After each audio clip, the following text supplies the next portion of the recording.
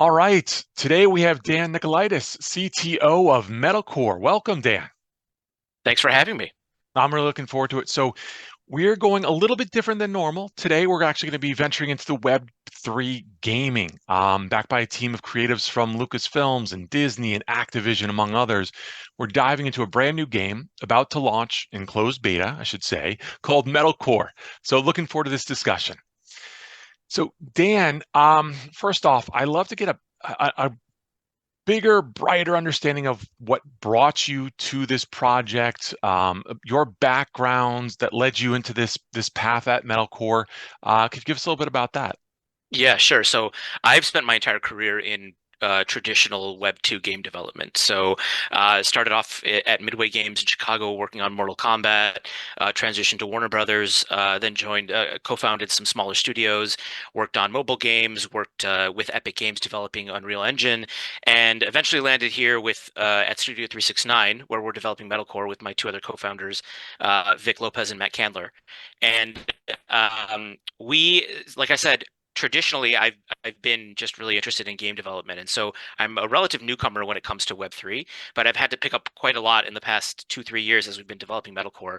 And the main thing that when we first got started, we were working on kind of some smaller mech games based on our founder Matt, his history on Mech Warrior and stuff at Activision. We worked on some VR mech games for Oculus Quest, and we were still working on kind of traditional Web 2 titles. And we thought, what if we kind of blew that out into a really giant, like free-to-play style PC game? And then that kind of really coincided with the Web3 gaming boom, and we were able to find a group of investors that were really interested in turning what we had, our concept, into this game now, Metalcore, which is kind of the next big upcoming Web3 game. Oh, fantastic. And we'll definitely dive into the Web3 component in just a second, but I want to sort of tee up the idea of what Metalcore is all about for those who are not familiar with it at this stage. Can you give us a little understanding of it, please? Yeah, Metalcore is about, it's a free-to-play third-person shooter with infantry and aircraft and giant lumbering mechs on the battlefield, all in like big multiplayer battles. And the concept is, the Earth sends a fleet of ships to a distant star, and over 1,000 years, the all of the ships undergo various catastrophes, causing them to lose contact with one another, and their cultures radically change. And so when they arrive, instead of being allied, they're all very different and very much enemies. So that set the stage for the war in the world of Metalcore. You would join up with one of the three main factions, which are the Metal Punks, the Gear Breakers, or the Holy Corporation, and they're basically just duking it out for supremacy over the planet's surface. Fantastic. So it's PvE, correct? Player versus PV, it's a mix of both. So there's a ah, bit of fighting each other, and there's a mix of kind of fighting AI enemies that are running around the world. So players can kind of approach it in multiple different ways. very cool. Best of both worlds. All right, that's great Yeah. to hear about. So, all right, coming from the traditional, I guess, Web 2 background and sort of pivoting into Web 3, how how do you see this differing in your view? Because I know that I've talked to a lot of gamers, and over the last bunch of years, they're like, I don't know about this Web3 thing, like ownership, and I tried to convince them that I think personally it's a big deal. It's a great, fantastic shift for them, Mhm. albeit there's many studios or organizations that are kind of holding off on it until more recently. But what's your view on it? What was it, and then how did it pivot and how did it switch? Yeah, I think there's a lot of justified, reticence when it comes to gamers. Some justified and some unjustified. I think early on when Web3 first started to become big, there was a genuine concern about kind of ecological impact. That's largely been resolved at this point with the advent of layer twos and zkEVM and so on and so forth. We're partnering with Immutable zkEVM to launch this game, and the transactions are basically as expensive from an energy cost perspective as any sort of kind of regular database operation, right? So that's one thing that I think a lot of people had concerns about. And then the other thing that I think is a genuine concern is that the space is so new and so decentralized that it's rife with bad actors. It's rife with scams. There's a lot of questions about whether or not some of the early entrants into the scene were genuine in terms of wanting to deliver good products to people. And the way we're combating that is just by being as open as possible, letting people play the game before ever engaging with and potentially never engaging with the Web3 side of things, right? Like we want to make a hybrid product that people who are traditional Web2 gamers could come in and play. And if they want to engage and we kind of make the case to them that Web3 is a good value add for them, then they can engage with it then. Um, But again, like, we're not trying to, launch a token and, drum up the price on hype and then launch our game like 3 years down the road. That's not our business model, right? Like, we want to make a product that people like to play, and our hope is that that drives our revenues forward. So yeah. Interesting. So are you all going to use a token, or are you just going to use the immutable token to sort of parlay this? Yeah, we are going to use our own token, but that token is essentially taking the place of traditional kind of premium currency in normal free-to-play game that you would see. So the usage of that token is very straightforward from the perspective of like what the use case is to the average consumer, right? It's instead of spending X number of money on gems to play your game, you're just spending it on our token, and then you're using that token in game instead. So and again, the option is there to never engage with the token side of it if you really just don't want to do that. You could just go straight to the Web 2 side and make all of your transactions Web 2 transactions and then never worry about it. Interesting. So that part is, I did read about that, and I thought it was kind of fascinating. So people could go down either path. How does that work? I mean, they're playing the exact same game. They're just interacting with it at a different pay point, so to speak. Yeah, essentially that's right. And the tokens, the only way to kind of earn new quote unquote premium currency or tokens is to have a wallet connected. So our hope is that eventually everybody who is playing the game will essentially see that there's resources being left on the table. You don't have a wallet connected, so you're not partaking in the weekly airdrop rewards to players who are playing the game.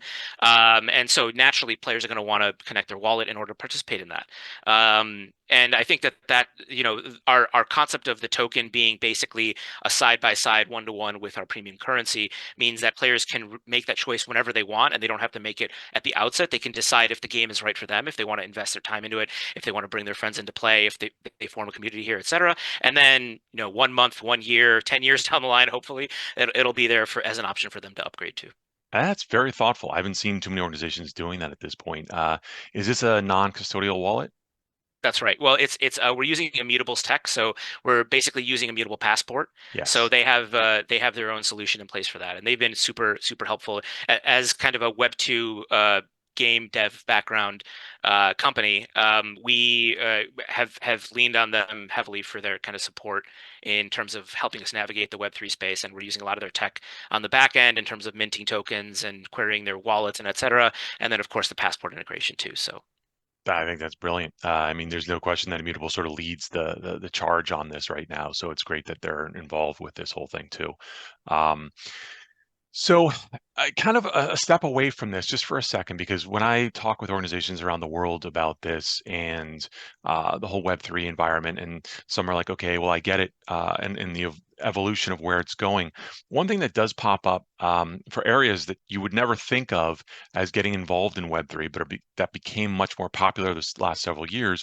Um, were areas that were really remote, where people basically had maybe something on an Android device that was very inexpensive, and they're starting to play games on this because they're doing play to earn. Do you think that that's something that has some longevity with gaming in general? I think that some developers can leverage the concept of play to earn in fair ways.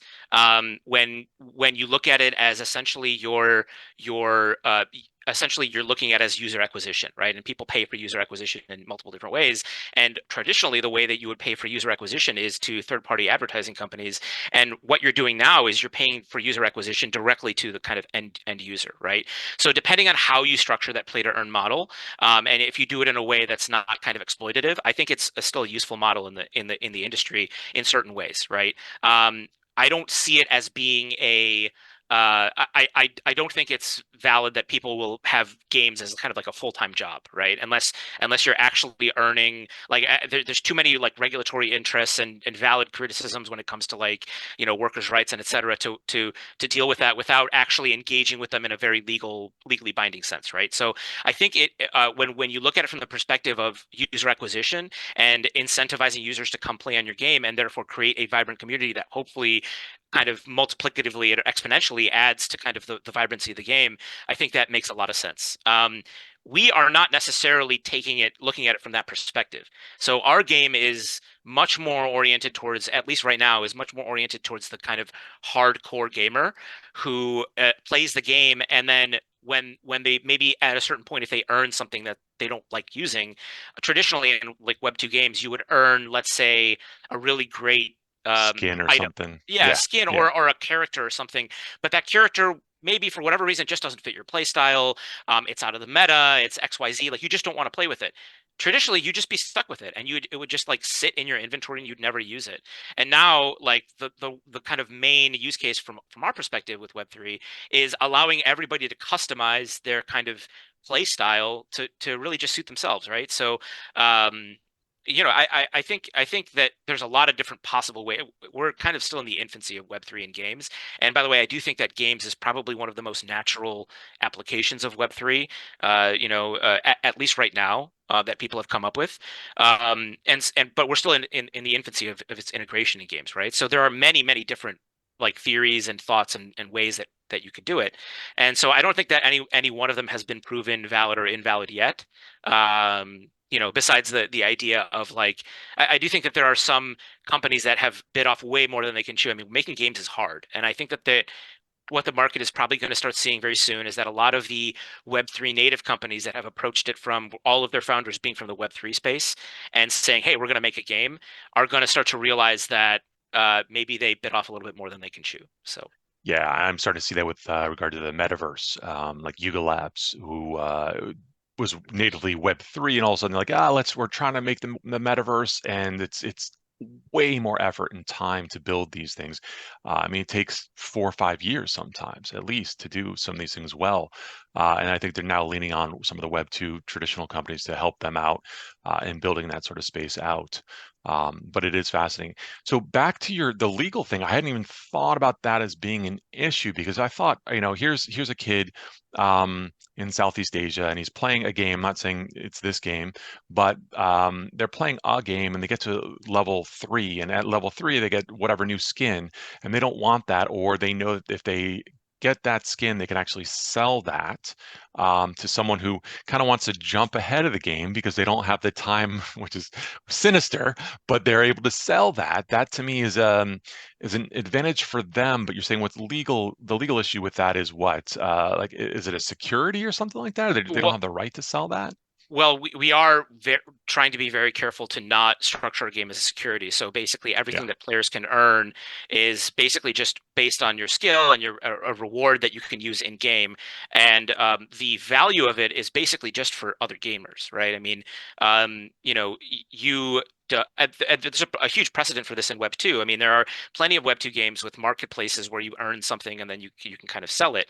The main thing I think, the point I was trying to make earlier was with regards to your point about play to earn and like that specific model, and the way we're kind of thinking about it is, I think thinking about it as play to earn has fallen a bit out of vogue because of that concern about like, do you really want to consider these people as like employees, right? Like they're earning money, like making the game. That's not how we consider them. We consider them as our customers. We consider them as players in our ecosystem, community members. And if they earn something that is really valuable, they should have the right to sell it to other people. But they're by no means guaranteed to earn anything that's really valuable. That's just a consequence of them playing the game. And if they learn enough about it to figure out all the ins and outs and the tricks and winning the PvP leaderboards and the weekly tournaments and so on and so forth, those are all just kind of natural progression elements in games, right? So those are things that we're focusing on, is treating the people who are playing our games like gamers and not treating them like they're earners or they're people who are essentially just farming tokens, right? No, totally. And I think that's what makes the most sense to me as well. And I think that was what I was trying to get at, is that people could potentially leverage that as a customer, and then they decide to sell that. Okay, they can sell that. Um, One last question on this front that's somewhat related, but not completely. So if I'm in metalcore, and in the future, this is more like thinking about the future a little bit. I know that you probably don't want to disclose too much about what you're building or what the future might look like, but hypothetically start thinking about how an individual in metalcore has certain assets that they own, that they like, or maybe they want to get rid of at some point in time. Is there the ability to use some of these assets in other like games or sister games that could spin off in other directions, such that I earned this, or I accomplished this, or I bought this, whatever the case is, with whatever token, that I'm then able to spin that off into something that's a similar game, but playable as well with that? Yes, and not only are we planning to develop that ourselves, but I think this is one of the most powerful applications of Web3 is that, a traditional game backend, the developer chooses whether or not to open that to other third parties. And, there have been instances of like third-party fan websites that would give you kind of like a character page and allow you to compare your gear with other gear that you could get and so on and so forth. That access to the backend has been revoked and shut down, and then like the community has been kind of left with nothing, right? Right. And we like physically can't do that even if we wanted to. Like we cannot prevent you from accessing blockchain data that is freely public, right? And I think that's one of the most powerful kind of motivations of Web3, or kind of like ethos of Web3, which is very open ecosystem. Legally, probably we would have some recourse if somebody tried to make a metalcore game that we didn't want them to make. But I think that people and are, this is a conversation we need to have, and think through a lot. But I think generally people need to start thinking through Web3 as an open ecosystem and embracing the idea that other people might use their IP and use their assets and contribute to the ecosystem in meaningful ways, and figure out how to design their community and their token, their ecosystem, their smart contracts, whatever, what have you, in a way that incentivizes that in the right way, so that it's like win-win-win, like a win for the original IP creators, a win for the new developers who want to share something with the community, and a win for the community as a whole, right? I mean, I think that's the future of Web3 integration with gaming that excites me the most. No, extremely well said, and I totally appreciate exactly what you're going with there. So, all right, one of last two questions. What do you see as the future of this space? Where is it going? I mean, with this idea that there's still a significant percentage of gaming on Web 2, what's going to be the element that pushes this beyond Web 2 into Web 3 for the large organizations as well as some of the small ones too?